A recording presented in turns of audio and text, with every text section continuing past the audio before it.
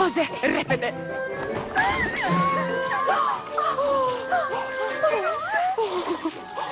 Trebuie să-mi filmăm ceva de asta.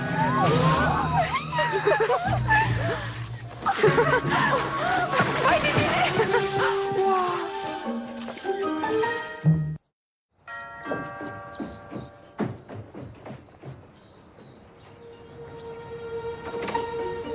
Oh, nu. Vai de mine. Hai cu mine.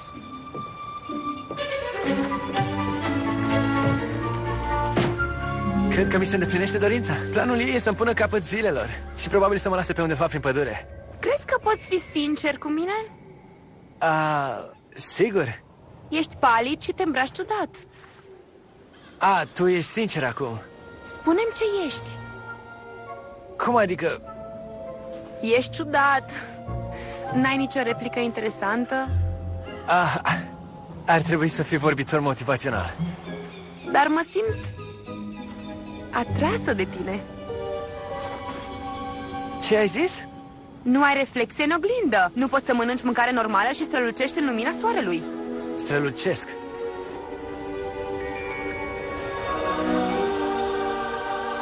Strălucesc? Admite. Ce anume?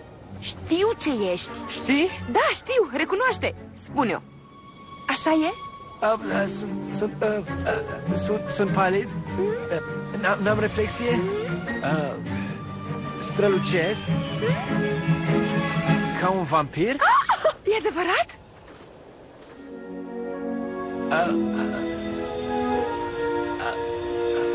Evident. Te rog, promitem că te întâlnești mâine cu mine la intrarea din școală la 8:30. Ok.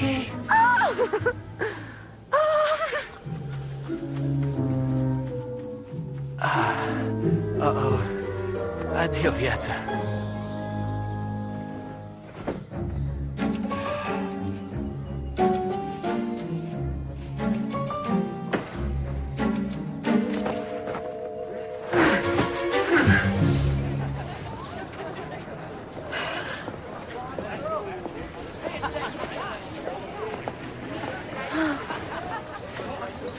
Ce tare arăți! Mersi. Hai să intrăm. Intrăm pur și simplu așa în fața tuturor? Haide!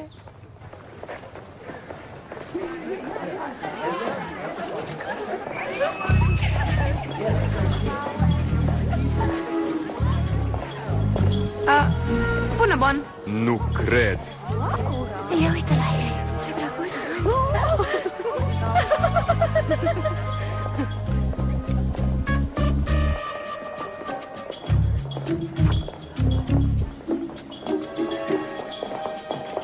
E adevărat? E adevărat?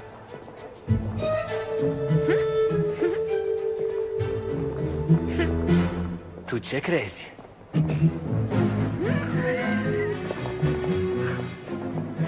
E de departe cel mai tare lucru care s-a întâmplat în școala asta vreodată. E adevărat. Davy Spell este, fără îndoială, un vampir.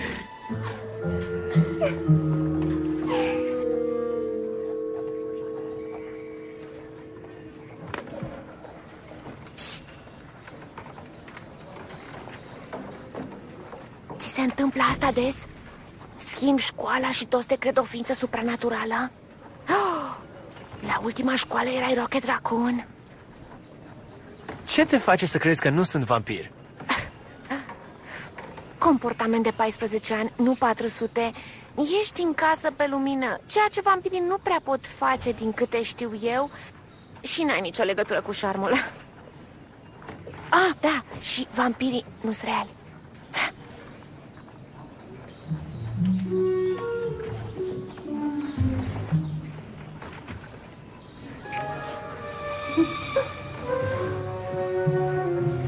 Stai liniștit. Nu o să spun nimănui. De ce? Pentru că îi faci pe toți să pară niște gogomani. Că-mi place. Dar un sfat: trebuie să joci mai bine dacă vrei să joci în continuare.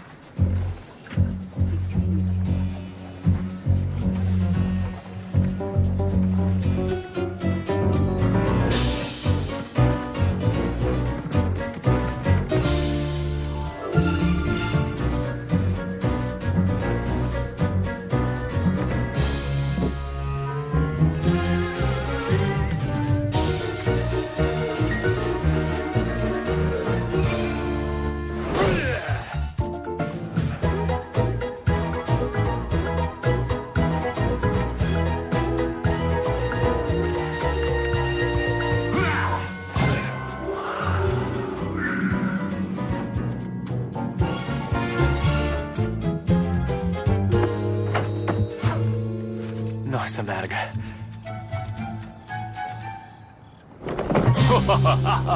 Nu, nu, nu. Nu?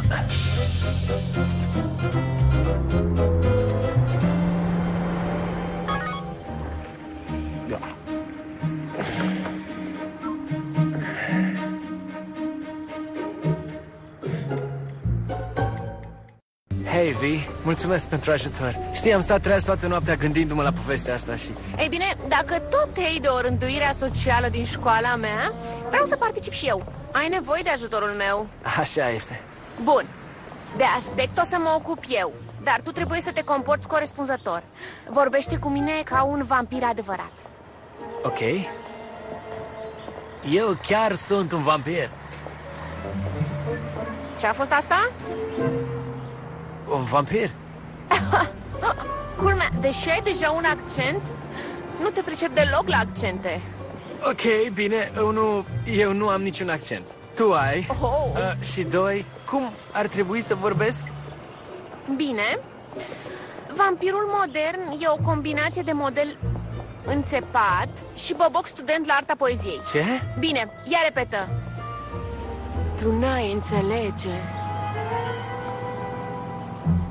Tu n-ai înțelege. Ca și cum n-ai chef. N-ar trebui să fie simplu să pară că nu-mi pasă? Ei bine, ba da.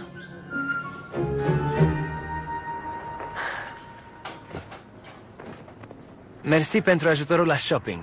Pentru puțin, Edward Cullen. Bine, cum stăm cu vocea de vampir? Tu n-ai înțelege. Nu-i rău. Bun. Și ce ar mai trebui să mai știu despre vampiri? Știu așa în mare: țărușii de lemn, lumina soarelui, chestii de genul. Altceva? Ar mai fi câte ceva. De exemplu, vampirilor le e groază de iepuri. Nu pot cânta la mulți ani.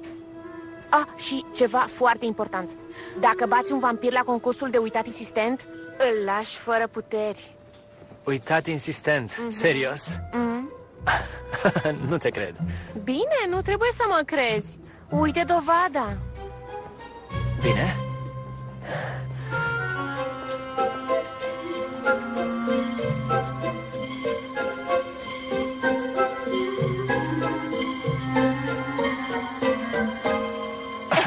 Ok. Ai câștigat. Acum serios. Oare cum reușim să-i convingem de asta la școală? Nu-ți face griji. Am câteva idei. Acum ai și freza și hainele. Bine, să începem cu începutul. Porți ăștia tot timpul.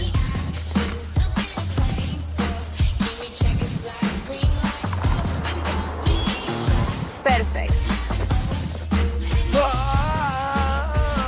Uite, își arată colții. Uite bine, e așa de drăguț. Bine, vampirii au mereu altă culoare a ochilor. Deci va trebui să porți lentilele astea. Hei, David, întoarce-te! E adevărat! Uite-te la ochi lui!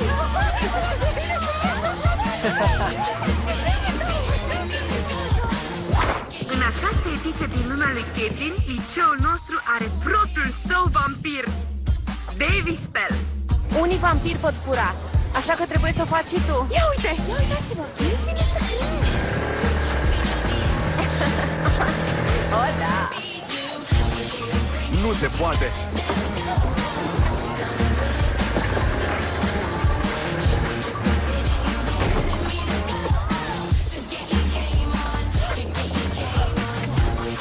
Am spus eu!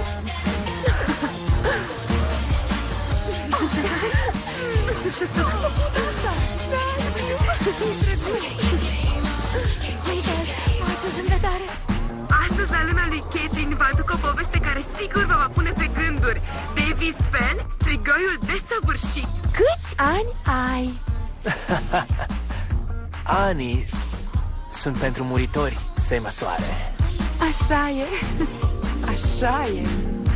Săptămâna aceasta câștigătorul concursului de zâmbete e Davy Spell. Vă mulțumesc tuturor pentru voturi. Te-ai gândit dacă vei participa la dansul anual al îndrăgostiților din liceul nostru? Dacă mă inviți tu. Normal!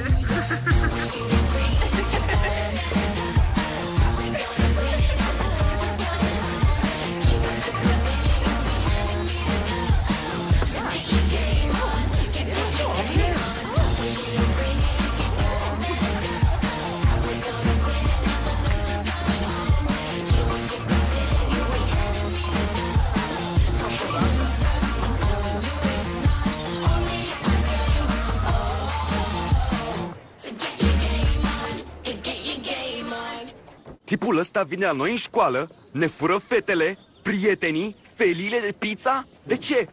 Pentru că e vampir? Ei bine, eu sfundaș și am fost aici primul. Da, super tare!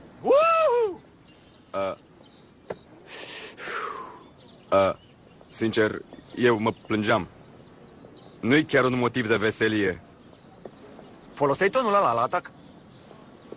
Așa v-a sunat vouă? Hei, am o idee. Am un unchi foarte pasionat de vampiri. Poate ne ajută. Sună-l. Bine. Dar vă avertizez. E cam ciudat. Sună-l!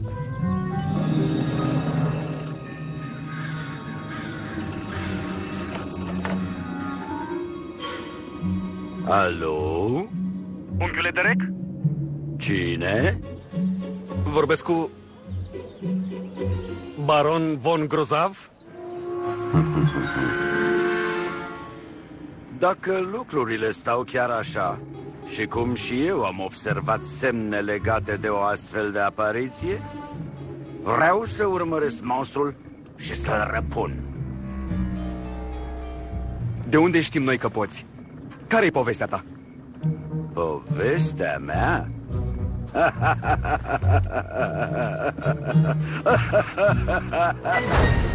M-am născut în cimitir, la miez de noapte. Când eram încă un copil, am fost abandonat. Am fost hrănit de o mamă emu. M-a luat în grijă și am crescut în familia ei. Ei m-au învățat să vânez și cum să răpun. Și ce legătură are asta cu vampirii? Mă pricep la multe, te asigur.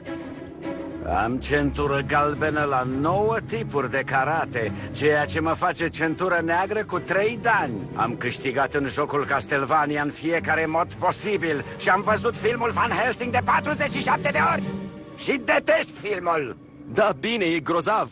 Și cum o să te ajute asta să-l prinzi? Ascult aici. O să vânez creatura asta până o prind. Nu are unde să se ascundă. De găsit îl găsim. Excelent.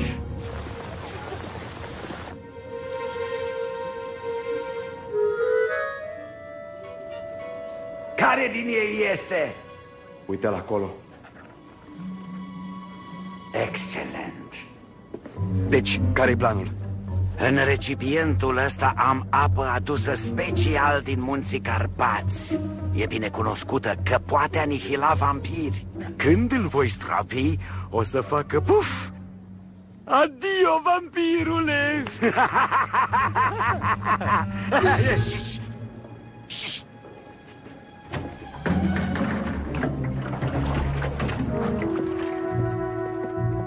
Bună ziua!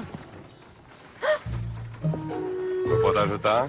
Da, sunt de la livrarea apă și am venit aici să vă aduc apa. Nu e nevoie aici, poate la cancelarie. Oh, poate. Sau poate chiar aici e nevoie. Malefic, creatură malefică. Ia de aici, creatură netrebnică din altă lume. Un înălțitor cu dinți ascuțiți ce ești. Monstru al